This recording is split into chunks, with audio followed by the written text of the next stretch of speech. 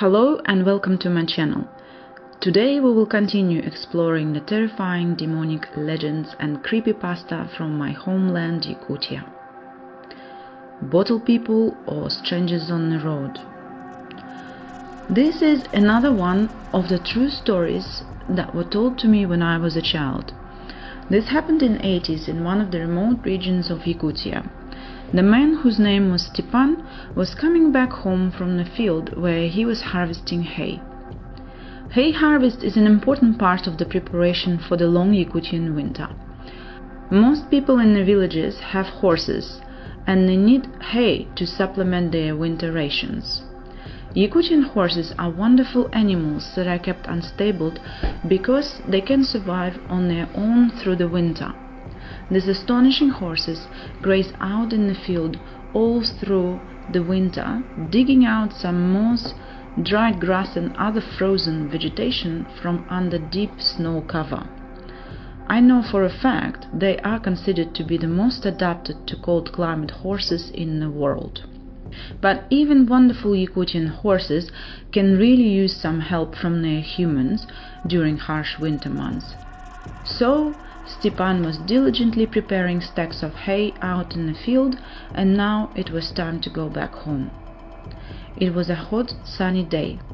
As I mentioned in my intro video, the link to which is now in the top right corner of your screen in case you haven't seen it, summers in Yakutia can get very hot, getting into high 30 degrees Celsius. So Stepan was in a good mood and kept walking and humming a song, enjoying the sunshine. The surrounding field looked calm and peaceful, and he could see the field road all the way to the forest line, where the field ended. Suddenly, he noticed 3 people in the distance, just next to the forest edge. They were slowly walking towards him down the road. The one in the center was taller and the other 2 are shorter. Stepan assumed that it must be an adult with children and decided that it is probably a certain man by the name Yefimov and his 2 sons from his village. So Stepan kept going forward unconcerned. He continued minding his own business and walking toward them. When he started to get closer, he noticed that the shorter ones that he thought to be children do not even remotely look like children. This is when Stepan felt the first prickle of alarm that tells you something is very wrong here.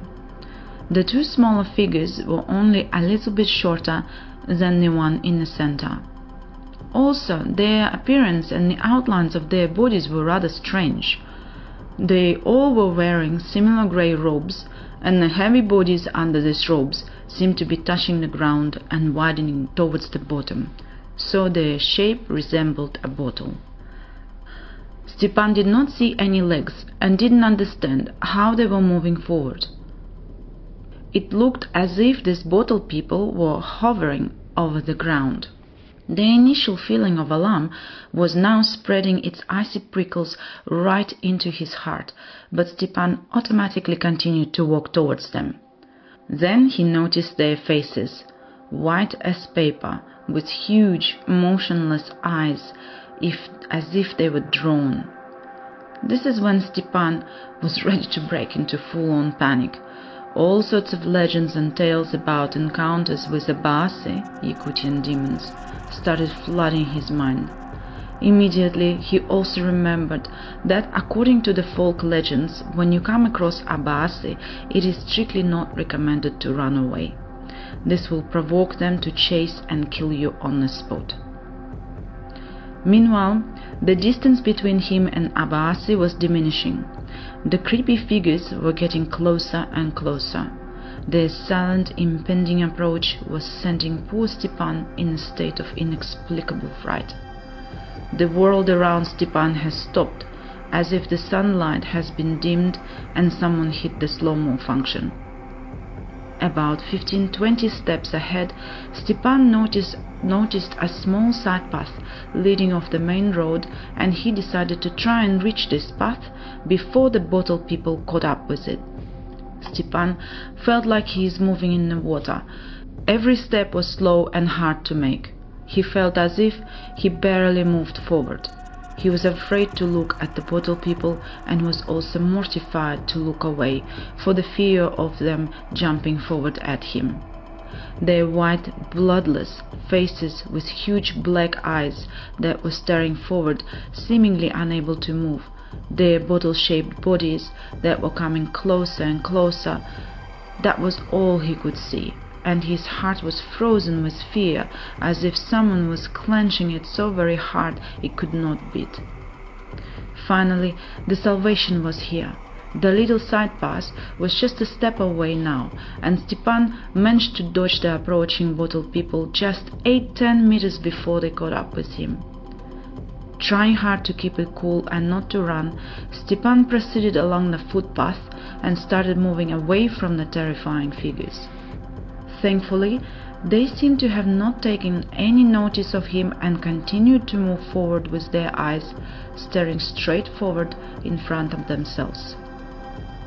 When Stepan put a fair distance between themselves and Abaasy, he ran like mad, periodically looking behind his shoulder and still seeing the figures of the bottle people approaching the far end of the field.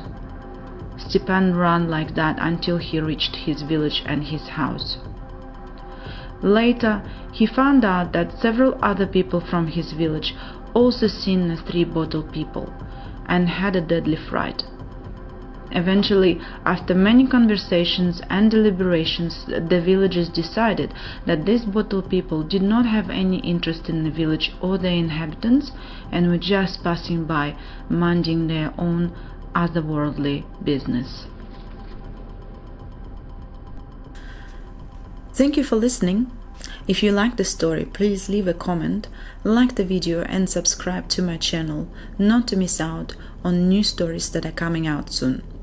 Liking and subscribing helps to promote this video so more people can enjoy my creepy stories. Thanks again, see you soon, and have a nice nightmare.